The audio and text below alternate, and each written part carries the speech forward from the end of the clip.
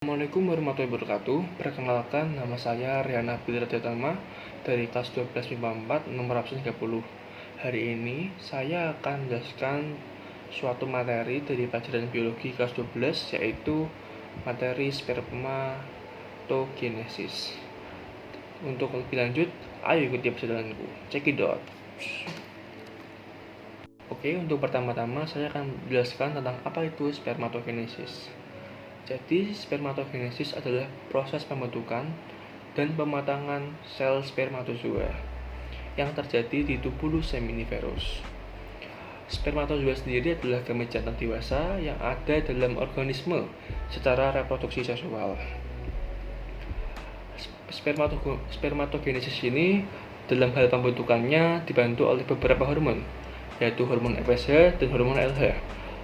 Hormon FSH sendiri adalah hormon yang merangsang pembentukan sperma secara langsung, serta merangsang sel Sertoli untuk menghasilkan ABP atau kepanjangannya yaitu androgen binding protein, yang berguna juga untuk memacu spermatogonium untuk melakukan spermatogenesis. Sedangkan hormon LH berfungsi untuk merangsang sel Leydig untuk memperoleh sekresi testosteron, yaitu suatu hormon seks yang penting untuk perkembangan sperma. Selanjutnya kita masuk ke sesi tahukah kamu. Jadi ada fakta yang menarik dari spermatogenesis ini, bahwa ada penelitian bahwa spermatogenesis ini berlangsung selama 74 hari sampai terbentuknya sperma yang fungsional maupun bisa dikatakan sperma yang matang. Sperma ini dapat diproduksi sepanjang usia, sehingga tidak ada batasan waktu maupun usia bagi seorang pria memproduksi sebuah sperma, kecuali jika ada seseorang pria yang mengalami atau mempunyai kelainan atau penyakit, maka akan ada penghambat dalam menghasilkan sperma pada dirinya. Dan ada fakta unik lainnya, yaitu pada setiap melakukan ejakulasi, seorang laki-laki akan mengeluarkan kurang lebih 400 juta sel sperma. Wow, banyak sekali ya teman-teman semuanya. Selanjutnya kita akan masuk ke struktur sperma. Struktur sperma terdiri dari kepala, leher, bagian tengah, dan ekor. Kepala sperma mengandung inti haploid yang ditutupi badan khusus yang bernama akrosom. Akrosom ini bertujuan untuk membantu sperma menembus sel telur. Dan pada bagian tengah sperma mengandung mitokondria spiral yang berfungsi menyediakan energi untuk gerak ekor sperma. Selanjutnya saya akan menjelaskan tentang tahap-tahap dalam proses spermatogenesis. Jadi spermatogenesis ini berawal di testis dan terjadi di tubulus seminiferus. Pada dinding tubulus seminiferus telah ada calon sperma atau disebut dengan spermatogonia yang berjumlah ribuan banyaknya. Dan setiap spermatogonia ini melakukan pembelahan mitosis yang membentuk spermatosit primer. Dan pada setiap spermatosit primer ini melakukan pembelahan meiosis pertama dan membentuk dua spermatosit sekunder.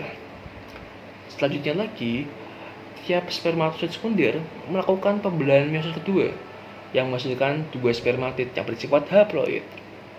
Selanjutnya, keempat spermatid ini berkembang menjadi sperma yang matang dan bersifat haploid. Sperma yang matang ini akan menuju ke epididymis.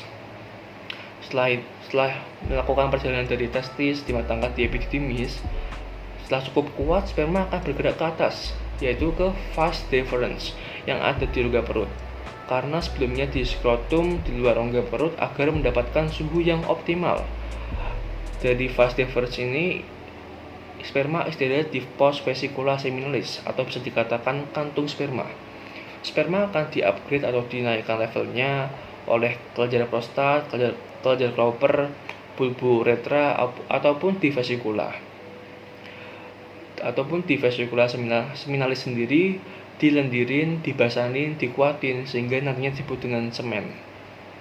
Semen segera meluncur kuat dengan tendangan ejakulat kontraktil yang berasal dari rangsangan dari otak melalui uretra yang ada di penis, sehingga terjadilah ejakulasi atau dikatakan semprotan sperma. Jika sperma digerakkan untuk pembuahan,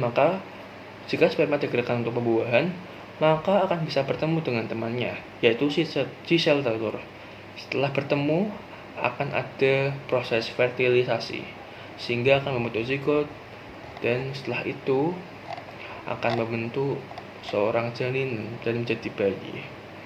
Oke, itu tahap-tahapnya, dan nanti saya akan berikan animasi tentang spermatogenesis pada teman-teman semuanya agar bisa membayangkan atau agar bisa mendapatkan gambaran tentang bagaimana tahap-tahap itu jika terjadi di dalam tubuh manusia.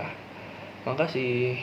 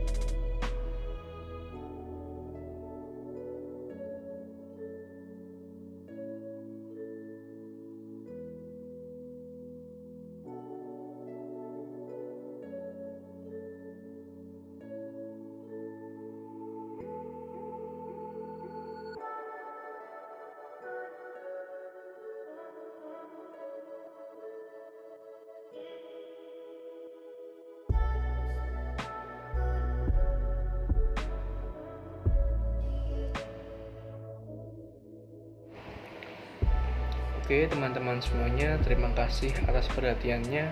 Semoga ilmunya bermanfaat, bisa membantu teman-teman dalam mengerjakan ujian maupun mengerjakan tugas-tugas. Dan jika ada tutur kata saya yang kurang baik maupun ada yang salah, saya mohon maaf. Sekian dari saya. Wassalamualaikum warahmatullahi wabarakatuh. Semanda berbudaya.